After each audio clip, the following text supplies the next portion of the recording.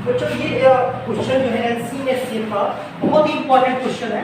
आप लोग देखिए यहाँ पे बहुत इंपॉर्टेंट क्वेश्चन है। ये कई साल आया हुआ है। 3 ट्रैफिक लाइट है, मान लो वो पास की ट्रैफिक लाइट्स है। एक 10 मिनट और एक 15 मिनट और एक 30 मिनट के अंतराल पर वो जलती है और उसके बाद बुझ जाती है, फिर जलती है बुझ जाती है, ठीक ना। एक ऐसा भी टाइम था 6:10 का, सुबह के 6:10 का, ये तीनों लाइट जो है एक साथ जल गई थी। ट्रैफिक लाइट देखिए ना, बड़े बड़े शहरों में जो होते हैं ट्रैफिक को कंट्रोल करने के लिए लाइट्स लगाई जाती हैं, तो ये इतने मिनट के अंतराल पर जलती बुझती थी।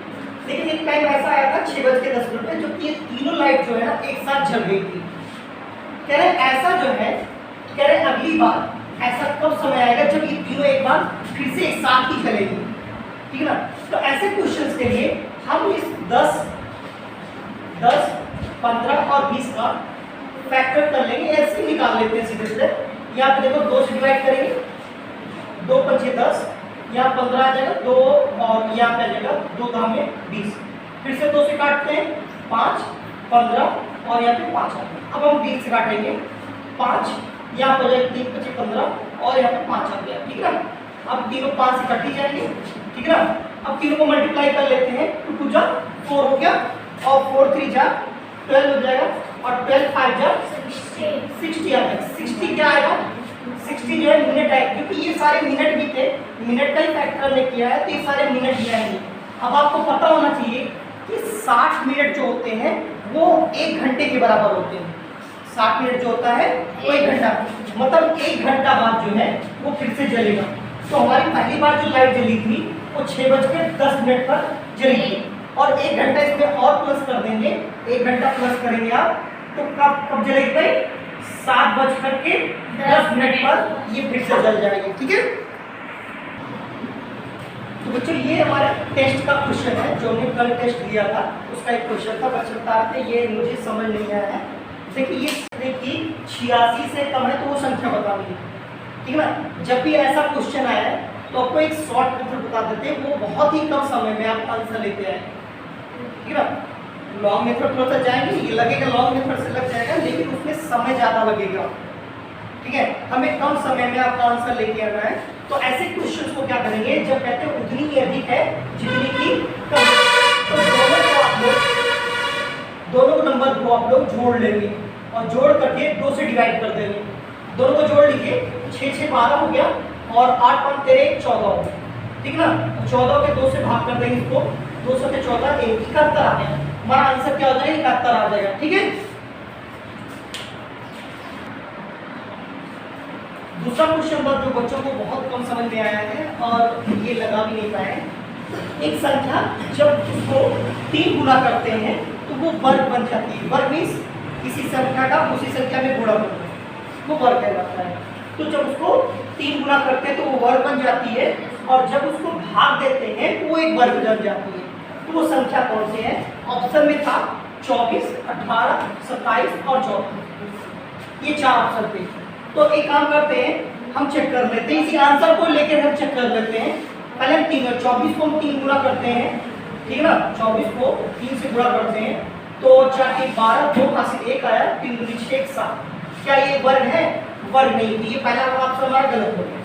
18 को 3 से गुणा करते हैं तो 54 आ गया, ये वर्ग है, ये किसी संख्या का वर्ग नहीं, ये भी ऑप्शन हमारा गलत हो गया। 27 को 3 से गुणा करते हैं तो 7 × 30, 2 हासिल आया और 3 × 6 = 7, ये वर्ग है, हाँ ये वर्ग है। किसका वर्ग है, 9 का वर्ग है, ठीक है ना। और कह रहे हैं जब एक मतलब पहला वाला मेरा ये जो पहला तरीका तो वो सही हो गया कि वर्ग बन रहा है, और कह रहे हैं जब उसे भाग देते हैं तो भी वो एक वर्ग हो जाता है। तो 27 को हम 3 से भाग करें, 27 को 3 से भाग करते हैं तो 3 और कितना आ जाएगा, 27। क्या ये वर्ग है, हाँ ये वर्ग है। किसका वर्ग है, 3 का वर्ग है। तो हमारा आंसर क्या हो जाएगा, 27 हो जाएगा, ठीक है। तीसरा क्वेश्चन जो बच्चों, ये थोड़ा सा बच्चों को कठिन लगा है और ये बहुत ही आसान क्वेश्चन है, ध्यान दीजिएगा।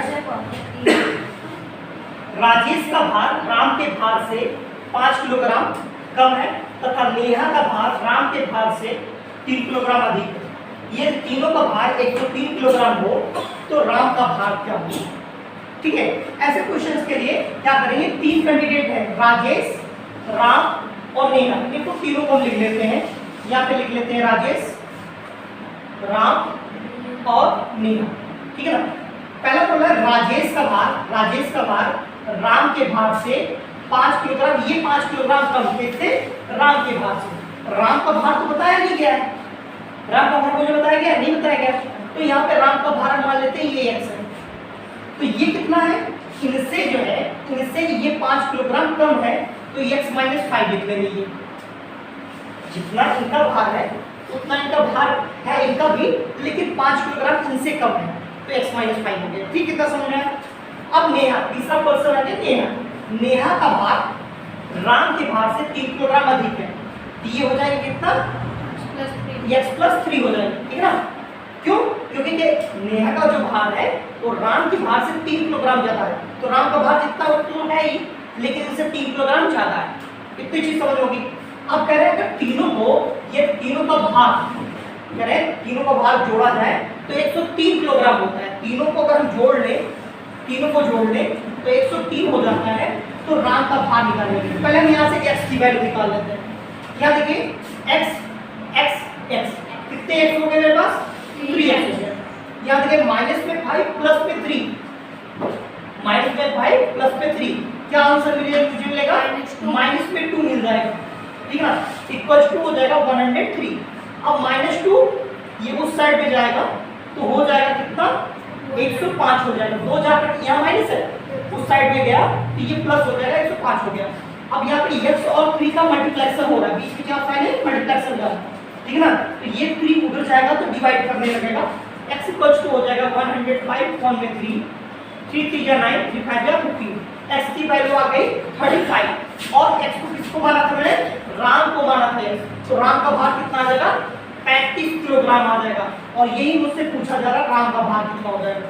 अच्छा, यहीं पे अगर आपसे पूछा जाता है राजेश का भार कितना है, तो x की वैल्यू कितनी आई, 35 आई है, और 35 में से 5 को माइनस कर देते तो ये आ जाता राजेश का भार। नेहा का पूछा जाता तो 35 में प्लस 3 कर देते तो 38 नीचे आ जाता। ठीक है, आशा करते हैं ये तीनों क्वेश्चन आप लोगों को समझ में आए होंगे। ठीक है, धन्यवाद।